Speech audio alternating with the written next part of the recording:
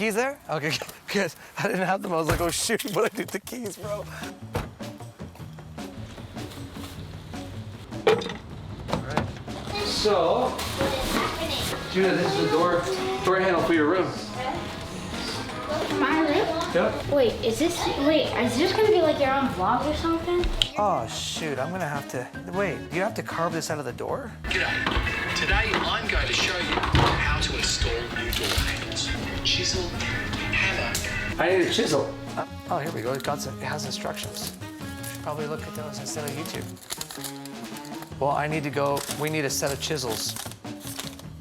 So maybe before we do doors, we should do something else then. We could do the sanding. Yeah. We'll do the sanding. Here we go. Put this up here. On guard. So guys, we're gonna apply, there's probably 120 grit right now. For those who didn't know, 120, 150, 180, 200, 220, 320, you got all the different kinds, all right? I'm a pro, and oh, man, it's sawdust. Oh my goodness, I should probably wear a mask. I should probably wear a mask. You see, that's funny. Come on, baby. Well, you know, they're calling this season the Great Resignation. And, you know, business articles are starting to be published now where they're starting to notice that people en masse across the world have begun to, you know, just resign from lifelong career choices, where people are walking away from, you know, careers that they've worked the better half of their lives towards.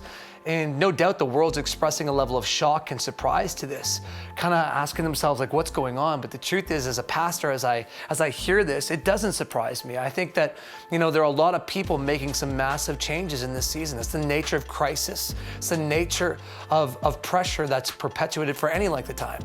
And when COVID hit, I think it disrupted many people's routines. Isolation gave in as we were forced to quarantine to our homes for the better part of 20 months, having very little, if any, interactions with others. And God knows that doesn't come without its effects and its consequences. Because I think that many people, as you look back over 2020, 2021, they're simply weary. They're battle weary. They're weathered by some of the warring that has likely taken place in their lives. If you haven't noticed, we've all been having to fight in this season to survive, fight to keep food on the table. You gotta fight, you know, to keep your job. You gotta, fight to stay mentally sane in this season. No doubt mental health has been on the rise on account of the isolation. We gotta fight each other in the left-leaning, right-leaning politics and your friendships and your family. Or whether it's, you know, fighting your own family over the fact that now once, you know, where you saw each other in small doses at night and in the mornings, now you're stacked on top of each other, and maybe the proximity has created a level of problems for some of us. Come on, all you moms up there, love you, see you. Keep going. You got this. But, you know, the truth is, I think that people are battle weary, worn out, fatigued. And when people are worn out, what do? We look for a way out. And maybe we resign from our responsibilities. Maybe we resign from relationships. Maybe we resign from our roles. You know, the truth is, I think that as a church in this season, while the world's calling it the Great Resignation, I think that God's calling it the Great God Gathering.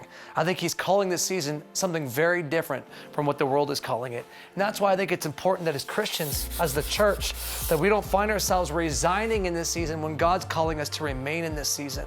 I think we need to exercise a certain level of maturity in this season to ask God, well, God, wait a second. Are the things that I'm looking to eliminate things that I actually need to reevaluate? No doubt. God's called us as a church to show up for our city, to make waves in our society, to go out there and continue to show up for people in our world. No doubt, historically, when the world runs out of certain situations, that's when the church has often run into them. And that's why I want to encourage you not to be running from your God assignment or God purpose in this season, but to return if need be, or maybe even remain in this season. You know, King David, he experienced a hardship over his rule and reign as king of Israel. And at one certain story, it says that his son Absalom led a rebellion with many of David's former men and team and tried to overthrow him as king. Well, David was forced to go to war with those with whom he loved, those of his own family. Come on, somebody, sounds a little bit like a correlation to many people in today's world. When his men who were loyal to David went out and reclaimed David's throne, eliminated Absalom and those that were posing a threat, it says that David was toiling in mourning, grappling with the grief of the loss of his son. It says that he resigned to his chambers and there tried to recollect themselves. I think that's what many of us are doing in this season. The great resignation. No surprise, because we're running to our rooms because they're a bit of an escape room, right? It's a place where we escape. It's a place where we recollect ourselves. It's where we think we're going to find the healing we need or what have you. But thank God for Joab, David's general, who helped bring some sense to the situation. He said, David, look at you. You're resigning from the very place that God's called you. You're resigning from the very people that God's called you to walk and work with. You need to get out of this chamber and get back in your chair, because God knows there's not going to be a single man left with you by nightfall if you don't. Well, David heeded Joab's advice, thank God. And he took his seat and his men gathered before him. And no doubt, David was far from perfect in the moment. He was still likely hurt. He was still facing hard situations. But thank God that he decided to not wait till things got perfect, but just decided to simply be present. And I think that's exactly what God would ask of us in this season. Let's stop waiting to feel perfect or wait for the perfect conditions before we stage our great comeback. No, in this season, let's come back and realize it's not about being perfect, but it is about being present for the people in our world. And God knows that victory and Israel's greatest victory that day, David's greatest victory that day, wasn't that he reclaimed his throne. I believe the greatest victory that day, the battle that David really won that day, was determining within himself that no matter what life threw at him, he was not going to give up, but he was going to continue to show up on behalf of others and trust that God would continue to show off on his behalf. Come on, somebody. I believe that God is speaking so clearly here today. It's not time to resign, but it is time to return to your God assignment if need be, or remain in that God assignment if need be, and trusting this, that we've been separated, as Nehemiah said, for far too long. So it's time to come back together and to gather together once again, knowing this, that God will fight for us. It's time to stage our great comeback.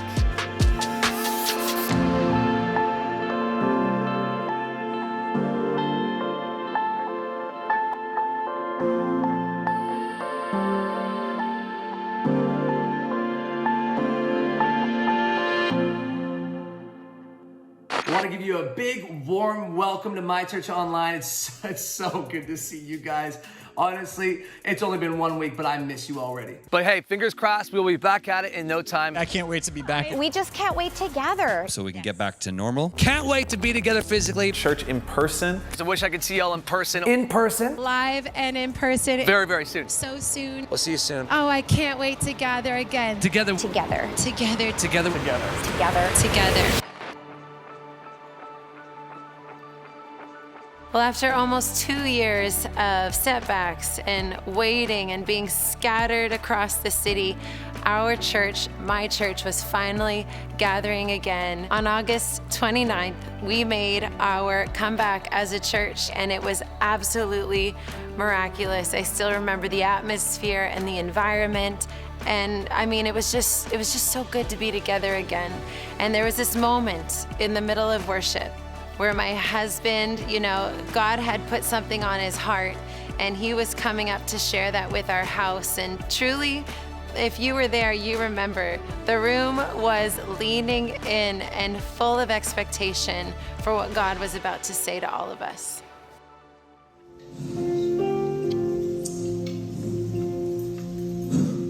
You ever have God speak to you in a powerful way in a worship service and you feel like, wow, that's crazy accurate?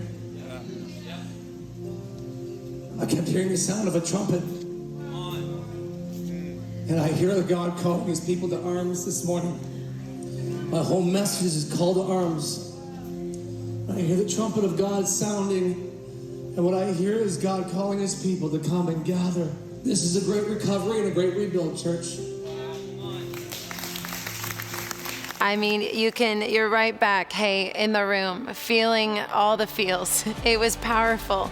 But the truth is, we didn't truly understand how significant that moment was until we came across this scripture in Nehemiah 4:20, where it says, I said to the nobles, the officials, and the rest of the people, the work is great and extensive, and we are separated on the wall, far from one another. Wherever you hear the sound of the trumpet, gather to us there. Our God will fight for us. I mean, it's no coincidence, hey, that after 77 weeks of being far from one another, separated from one another, that God was sounding a trumpet again to say, hey, church, gather here.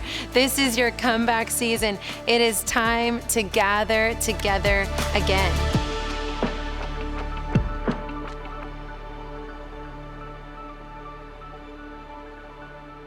When we were in our online season, when I imagined like going back to in person, I thought we'd be in some venue, in some auditorium, you know, ACT, NAC. I was expecting, you know, coming back to ACT, we'd have this really cool intro item to get people just, you know, super excited about coming back into church. When Colin first mentions that, you know, we found a venue, it's like outside. I was expecting, you know, probably somewhere, maybe like a bowl. Initially, I'm like, how cool, because you picture these like, you know, huge outdoor like worship events. I was expecting an amphitheater of sorts, perhaps, you know. I didn't imagine it being like outside on a field. I thought, really? I wasn't expecting a rugby stand. Yeah, pitching a rugby field to Pastor Caleb.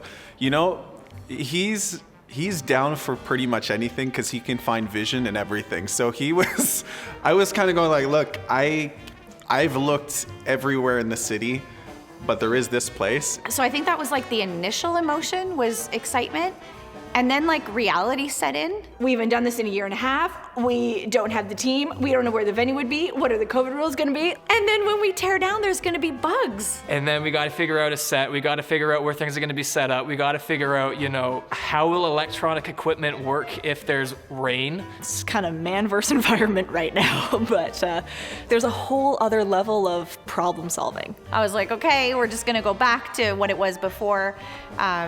Totally not what I expected. But I think the being in that worship environment again made everyone just go, oh my gosh, yes. Then the music started and it was absolutely incredible. I feel like it wouldn't have mattered where we were. The fact that we were together and we were worshiping together, encountering Jesus together, there was just something about the being together. It was amazing just to be back. It was a very surreal feeling. It was exciting and emotional, and I think the anxiety and the fear came after. I mean, man, like we went through a crazy 2 years where being isolated was more comfortable than being with people. So many people's mental health was going down the drain in 2020, 2021. It was a hard season. It was actually really tough. Like it actually got quite lonely. Being at home, it was super convenient, but then it was just like not having church and not having people to encourage me to be there was deteriorating on my mental health because I was just allowing myself to stay isolated. And so I think I tricked myself into believing that that was okay and that that was a good thing. It was such a season of isolation for so many people in our team, and for us as leaders, it's like just walking through that with people while we were navigating emotions of our own wasn't easy, you know? I'd say it was difficult. There was a lot of, I won't say anxiety per se, but it wasn't an easy transition. When you have like that physical accountability, it's a lot easier to hide. It was so easy to just choose to go back to just watching church but not being engaged, not being a part of it, and just retreating and just almost disappearing from the difficulties of the world. I think part of the challenge was recognizing that nothing was going to look the same. Transitioning into being in person again, it was a huge trust exercise with God, where it was like, okay, if I believe you that this isolating is really bad for me, which obviously it was, how do I know this in person is going to be worth it? And so there was a lot of like a internal mental battle with that. So now I have a choice, and I can choose to quietly back off, or I can choose to let God walk me through it, go through the healing I need to go through, and allow that stretching to happen. And that's what I went with. And it definitely was not always easy, but it's insane how much healing came just throughout the summer. Through this whole, you know, up and down season, it's like I just kept reminding myself of like the reason why we came into church and why we started serving was to create a space for other people to encounter Jesus. And that's where it was like, no matter what kind of emotions we were navigating, if I brought it back to like, this is why we do what we do, that's enough. That's enough for me to keep showing up regardless. As someone who like made the decision to come back again, as someone who made the decision to like do it scared, like I wouldn't change a thing. Like It's so much better this way. It's easier to just stay at home, but it's better to gather. And that's the contrast of that season for me. It's like easy versus like better. You know, we've spent the last, 18 months hearing from people that were struggling. And now we're seeing them coming back into a place where they're shoulder to shoulder or 6 feet apart. But they're actually like having an encounter and, receiving prophetic words. I think that's what really made navigating the tension so worthwhile was that recognition that God really, really does move, and there's something in it for all of us when we choose to show up. What I think is really incredible about making a comeback is God does the heavy lifting.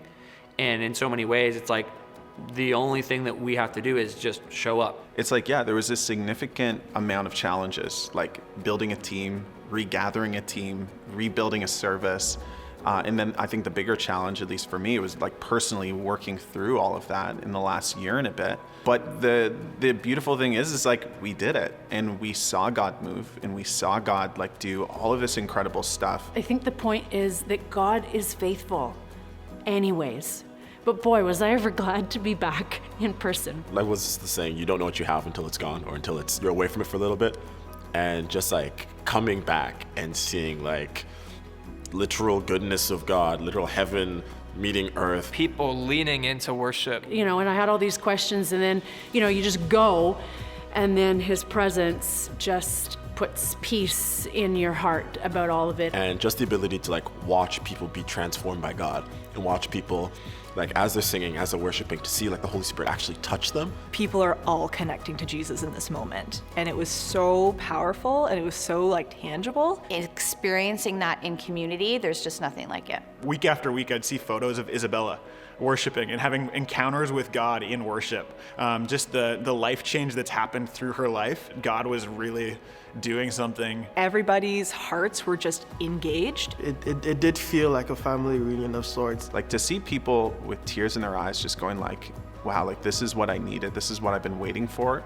I think for me it was like that is the greatest motivation in the world. I think of Brad, watching him coming alive again and having a purpose in his life again.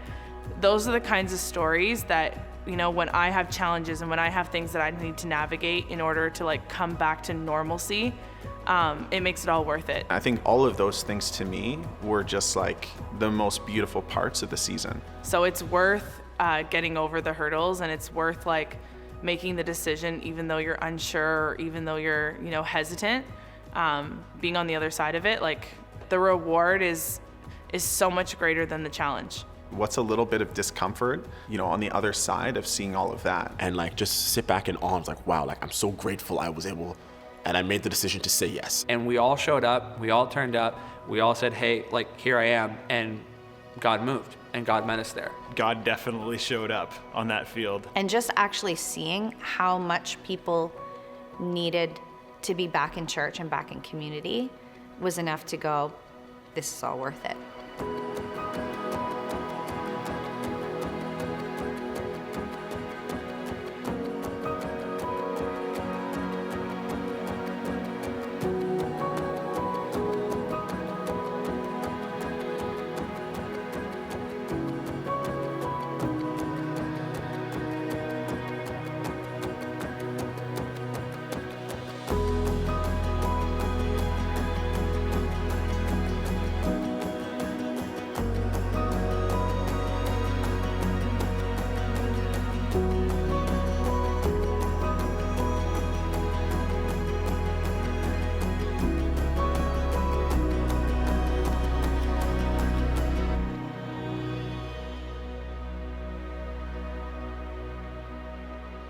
Growing up, I knew about God because my mom was a Christian, and she had a really strong faith and a really strong relationship with God. So I knew of him, but didn't have any sort of personal relationship with him. Then when my mom passed away in 2015, I felt broken and like I was just lost and confused all the time. I sort of believed that if God did exist, that God had abandoned me, or he obviously didn't have any sort of love towards me because I couldn't make sense of a lot of what had happened in my life.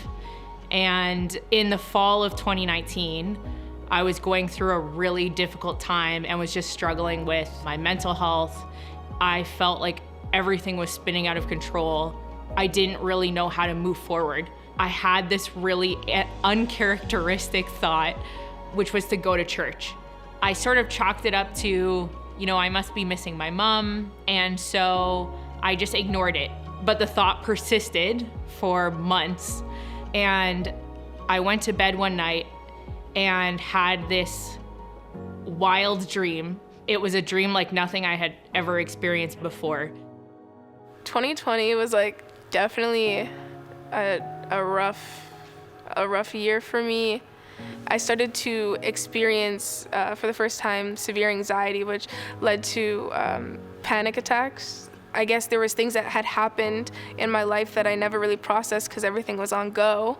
But then the world stopped and I only had time to think about my life and things that had happened. It was just a really dark time for me, and it just got really, really bad. So that was really rough for me. During this time, though, I was still attending church and I was still writing notes and things like that. I didn't really have that relationship with God yet, but just the knowledge and the wisdom that were coming from Pastor Julie and Pastor Caleb and Pastor Colin was able to give me the hope to just kind of carry through, and I was able to get through that really dark period of time. In my dream, there's a big house with lots of light coming in. Next to the house, I see Caleb and Julie. And I didn't know Caleb and Julie at all. I didn't have any personal relationship with them, but I knew of them through my work. I run inside this house and it's a big open empty space that's full of light, and I run towards the front of the room and I'm just embraced at the front of the room. It's hard to put into words exactly what that felt like, but it's sort of like every fear or anxiety or worry that I had, every bit of pain that I had felt, it was just gone in this embrace. And I hear a voice that says, "Build the church and the children will come." As I'm turned around, the room that was empty that I ran into is now full of people and families and children, and everyone's laughing and singing and dancing. For me, having this dream, it was like no dream that I had ever had before. I now can see how this dream was from God, but at the time, I felt like, this is crazy. Come January 2021, because of all the situation with COVID, I ended up living in Ottawa in a 7-bedroom house by myself. While I was there, I just kind of experienced a lot of loneliness. During that time, Pastor Caleb was in his Grace series. Watching that really changed my perspective on who God was and who he could be for me. And I guess something finally just clicked for me. For a long time, I didn't really understand who Jesus was. I didn't really understand what it really meant to have a relationship. I just kind of thought, okay, Jesus is real. I know that, so that's it. But I didn't realize the depth that you could go with Jesus. And I feel like I really was hungry for that, hungry for that relationship. I feel like the Grace series kind of gave me the tools to actually now work towards that relationship, because I finally realized that that's something that Jesus wants for me. I had this dream 3 times, and because of that, I decided to, why not look up church online, start tuning in and just see what this is all about, see if there's anything here. So from the comfort of my living room, I watched a service. I watched for months. I binged church online like it was the next best Netflix show. Eventually, I ran out of church episodes, and so I figured, okay, I either need to abandon this or go in person. And so, super out of my comfort zone, decided to go to church, and I met so many people that welcomed me in so quickly, so lovingly, and I started to feel God's love in a way that was really tangible and a way that felt just really personal. For the first time in years, maybe in my whole life. Like I finally had a sense of hope. Eventually, I listened to a service by Pastor Julie, and in the service, she spoke to things that made me understand that although I couldn't make sense of everything that had ever happened in my life, that I didn't have to, that I could still choose to be in relationship with God, and that He was going to carry me through the rest of the way, and that I didn't need to make sense of that on my own or alone anymore. So I made the bold choice to let Jesus into my life and to be in relationship with Him, to trust and know that even though I don't understand everything, that He's got me at the end of the day. And that's all that matters. This one night I was scrolling through Instagram and I saw the flyer for in-person service at Twin Elms, and at the time I didn't really have anyone to go with, so I just went by myself. And I got there and it was just a crazy experience. I just remember worship starting and all of a sudden something just bubbled up inside me and I just felt so free.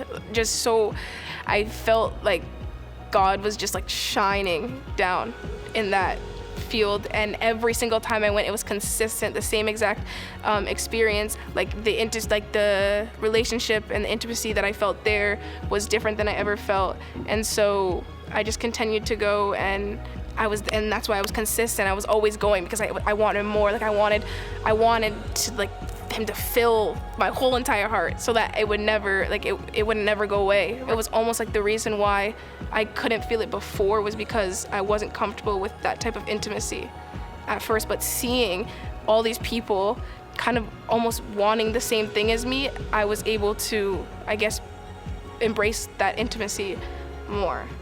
As I continued to go slowly and slowly, I started to finally experience that relationship with Jesus that Pastor Caleb was always talking about. Now, being at a place where I know Jesus, I know God, and I have an intimate relationship, I finally feel like I'm at a place where I have direction. I'm coming from a place now of identity, like a wholeness, a healedness, and I feel like now I can kind of walk in confidence, knowing that I'm not alone.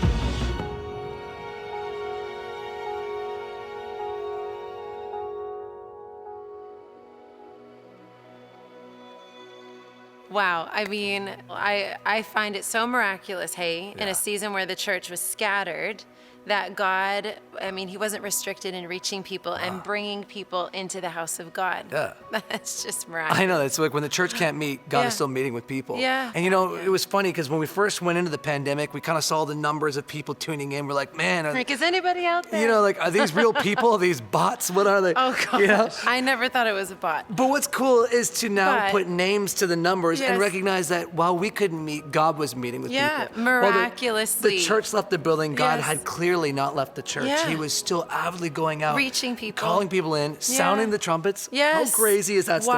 Wild. And rallying people to gather together powerful. once again. Man, guys, that's what we believe God is doing. Yeah. He is rallying us to gather together once again. I don't know if you heard the trumpets in your spirit or not, but hey, may this film be the trumpet call. I sure do. Yeah. It's time to gather together once again. Yeah. And my prayer, I know Jules' prayer, is not to resign in this season. 100%. Yeah. It's like, let's not be resigning from the God assignments or God purposes across our lives. Mm-hmm. Man, I can't help but feel like, man, thank God that the church decided to remain in the season, to return in the season. Yes. And if there's one encouragement I think we want to leave with you guys, it's simply that. Yeah. So maybe God's calling you to return to something in your life. Maybe God's calling you to remain in something in your life. All I know is, thank God, because when you decide to keep showing up, I believe that that's when God decides to keep showing off. Yeah. And we get to see the multitudes of people on the other side of your yes. Yeah, that's it. I mean, I think we have rewarded, right? It's brave to stay home. It's brave to stay. It's brave to remain,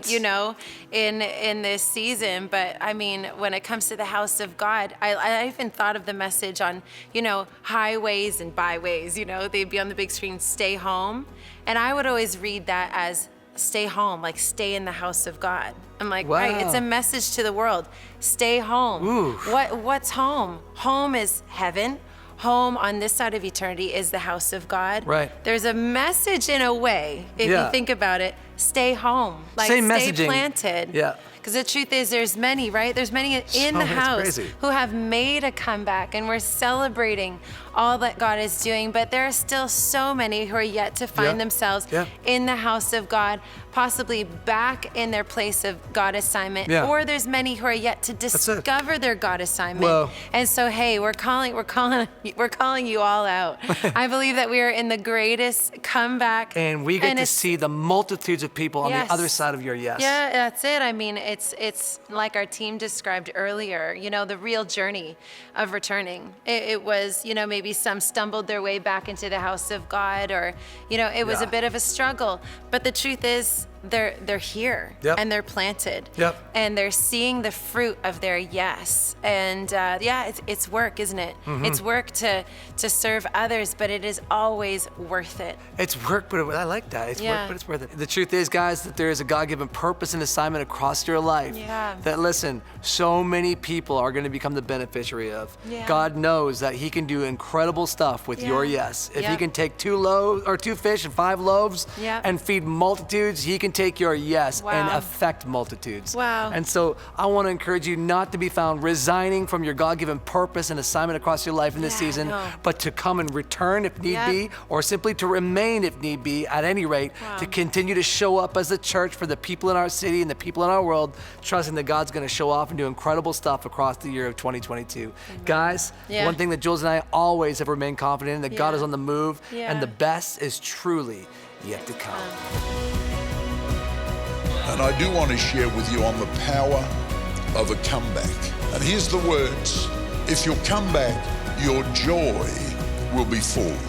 These are important days. The magnificence of what God has planned for his church. If we saw it or heard it, it would blow our minds. But it is fast coming upon the church. The God gathering has begun. He will gather people out of every tribe and tongue, every nation, and we declare miracles across the city, supernatural miracles. And may they continue to know how to make a comeback in every season, in Jesus' name.